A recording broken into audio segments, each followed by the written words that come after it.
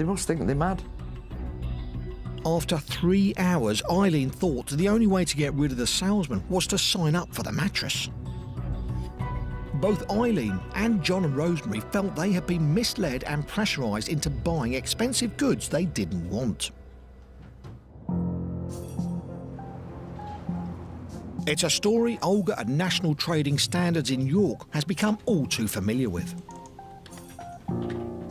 Consumers were being approached via cold calls. It was purported that the consumer would be giving views and opinions on a product that would be helping other people in the same situation, perhaps with similar medical conditions. They were making claims that they were associated with the NHS and nursing homes.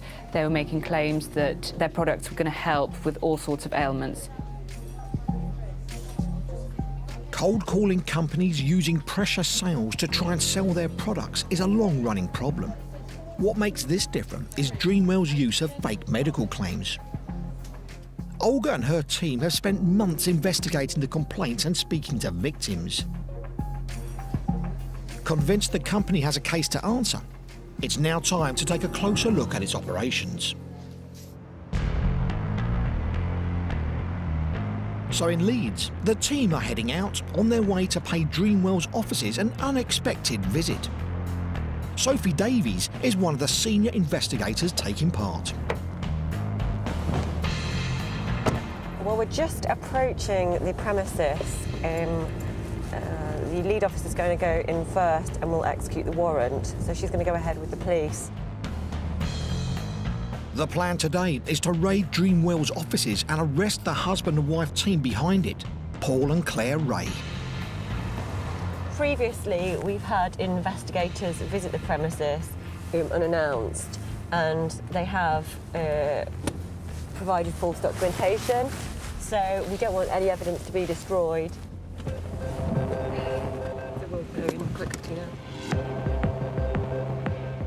The bosses aren't here, but the team head into the main base of operations, the call centre, where dozens of telesales staff cold call the elderly and vulnerable.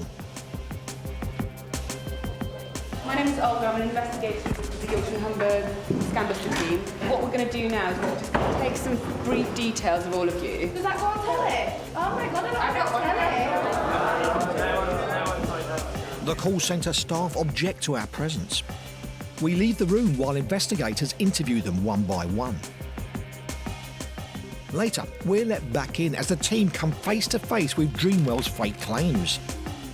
The canvasser is supposed to say, we're not trying to sell you anything, we're just gathering feedback. They're targeting elderly and vulnerable people, and I believe their main intention is to sell products.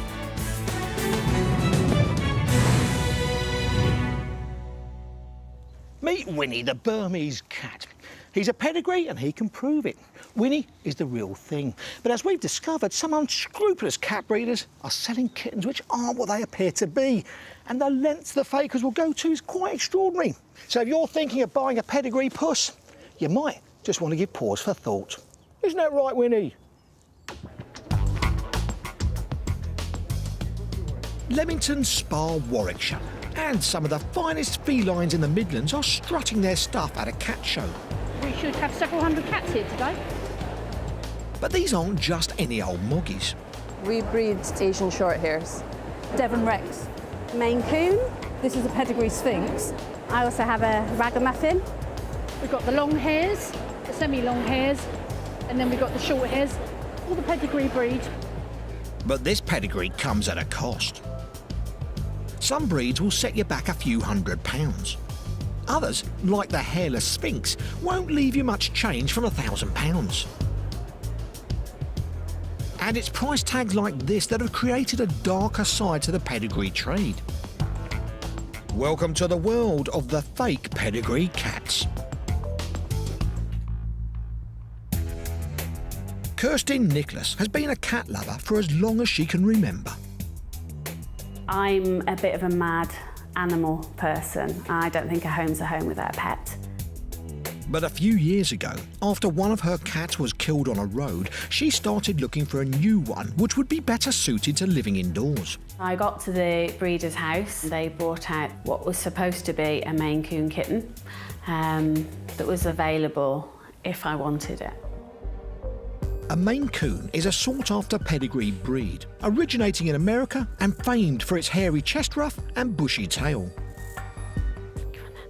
She told us that she didn't have papers for him because of the fact that he was being sold as a pet. Like a fool, you absolutely swallow it all. Kirsten paid the breeder £350 for the kitten and named him Sid. But not long after getting him home, serious problems emerged. He then became very poorly, very lethargic, and we took him to the vets, and the vet told us that he was only 3 weeks old. Kittens really shouldn't be going home until they're about 13 weeks. The vets gave him less than 24 hours to live. Kirsten tried to nurse Sid back to health, but he never fully recovered. So this is a photo of my Maine Coon kitten, Fernando. He's got semi-long hair, coat, a really nice bushy tail. He has big pointy ears. Sid had none of that. This is a photo of Sid. You can pretty much see that he's short-haired, that his ears are a different shape to a Maine Coon. Sid was a short-haired ginger tomcat. Felt stupid, felt conned. Didn't love the cat any less, but makes me really angry that someone can sit there and smile sweetly with their children around them and tell you that this kitten that you're taking home is something that they're not. Jackie Cuff from the Catch Protection Charity says the problem of fake pedigrees is growing and it represents a clear animal welfare issue.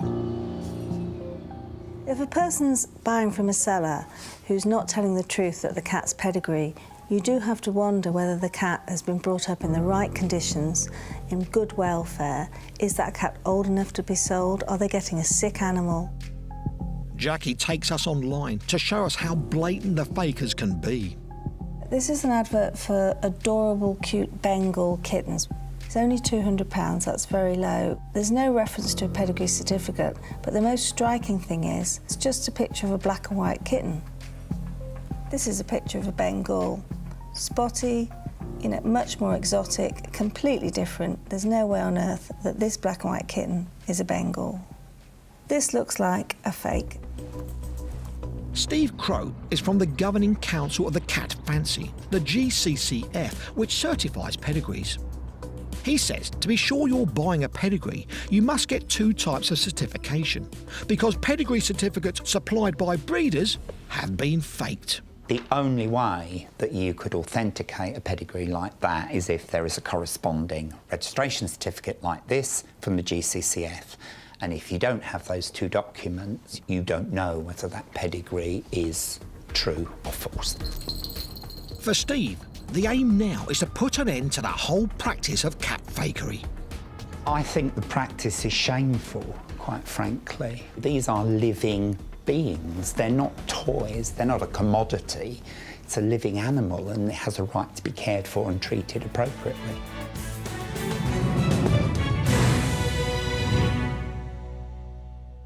Hair straighteners are amongst the most counterfeited and dangerous electrical products in the UK.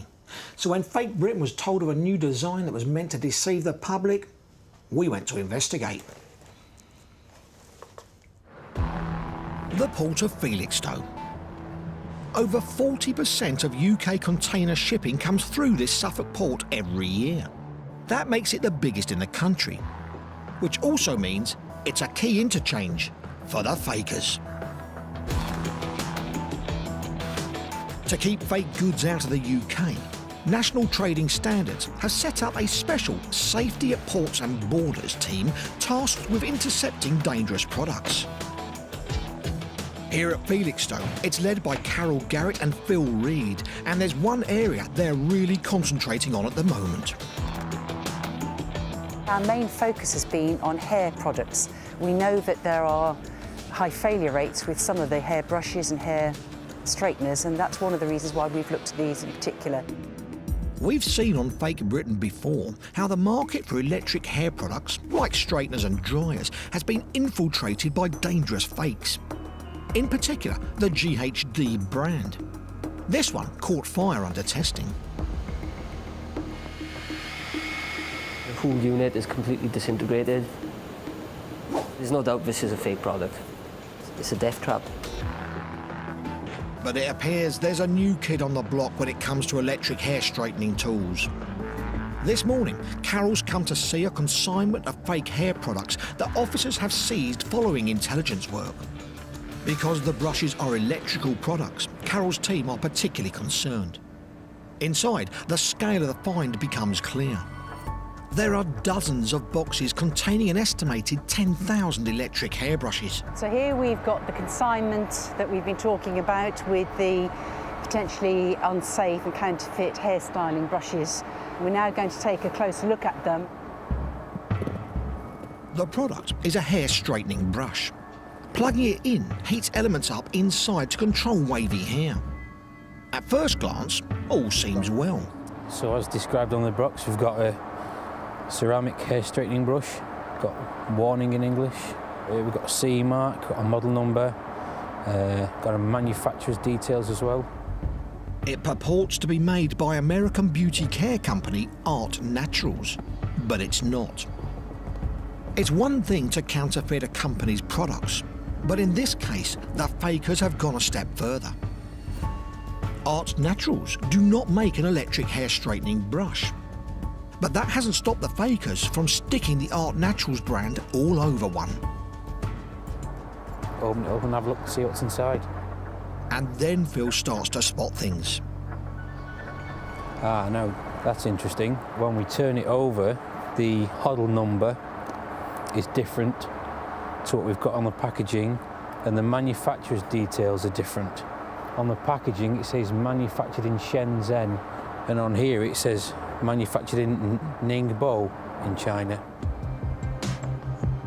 With a fake on his hands, Phil needs to assess its safety standards. He checks the plug. His measurements don't throw up any great concerns, but there's only so much you can tell from the outside. Phil and Carol agree to let us test one of the brushes. We take it to Test House TUV in Hampshire, where product compliance expert Richard Pote puts it through its paces. Initial visual inspection, you know, I'd say it looks okay. Next stage, we'll open it up and we'll have a better look. But it's not long before he has serious concerns. There's generally no electrical isolation anywhere here. So what I mean by that is mains voltage comes in, goes through these components, comes straight up here. That plate is actually the part that the user comes into contact to when they're brushing their hair. So what I need to make sure of is that there's no chance that that plate can become live.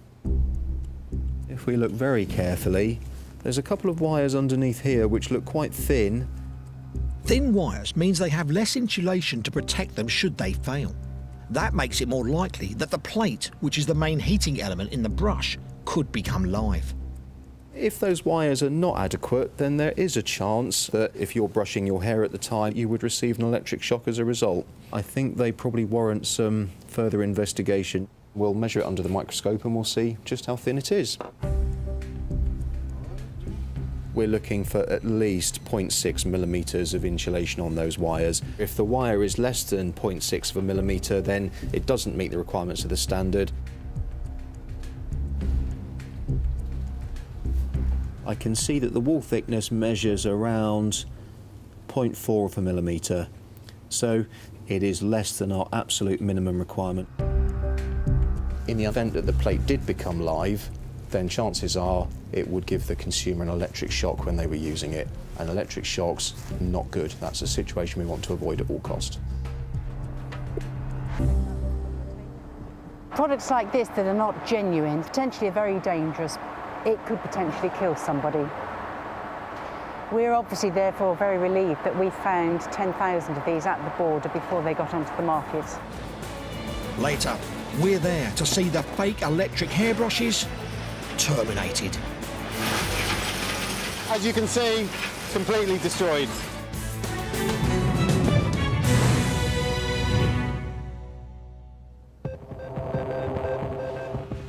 At the Leeds offices of orthopaedic furniture company Dreamwell, Olga Kiptilly and Sophie Davies from National Trading Standards are searching for evidence of the fake claims they believe the company have been making in order to sell their products.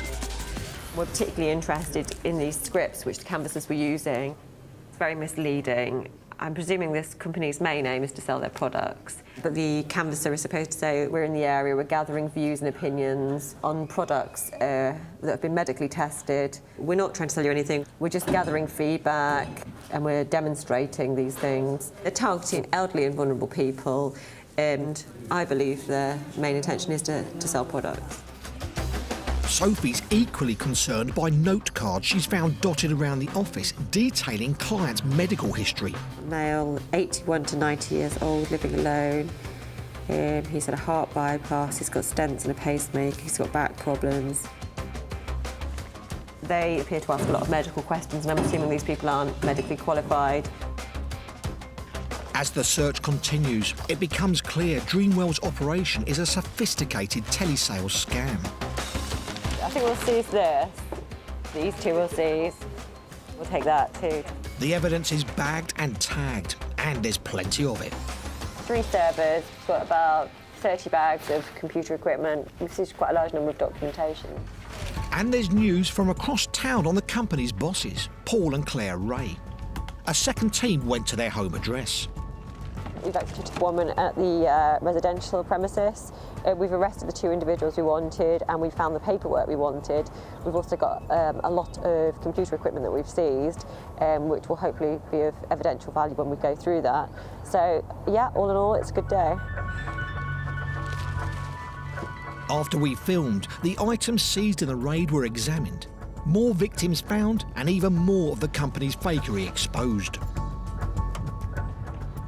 Dreamwell Limited were making fake claims in terms of their affiliation with hospitals and NHS to get their foot in the door with the consumers. They were making fake claims about the fact that their products could cure pretty much any illness, any medical conditions. For example, the massage function, which would stimulate the blood flow, etc., and revive the person. It would cure diabetes, etc., and making various claims like that that turned out not to be true. In some instances, there was actually a chance of danger because the sales representatives weren't medically trained. For example, if someone with a pacemaker is sold a massage chair, that could potentially be life-threatening to that person. Olga's team brought charges against Dreamwell's bosses. Company head Paul Ray pleaded guilty to charges of engaging in unfair and aggressive commercial practices. His wife Claire pleaded not guilty, but following a trial was found guilty of misleading, banned and aggressive commercial practices and money laundering. Today, they're due for sentencing at Leeds Crown Court. National Trading Standards' Colin Rumford is there to see it. Following the judge's closing remarks, he then imprisoned Paul Ray for a total of 28 months and banned him for being a company director for 9 years. Claire Ray was imprisoned for 12 months and banned for being a company director for 7 years. It's a very strong sentence. It certainly gives a very strong message that this behaviour is not acceptable.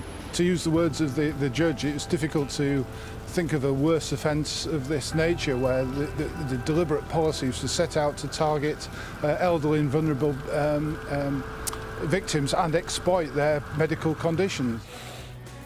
As a result of their operation, Trading Standards have been able to ensure neither John and Rosemary nor Eileen have lost out financially.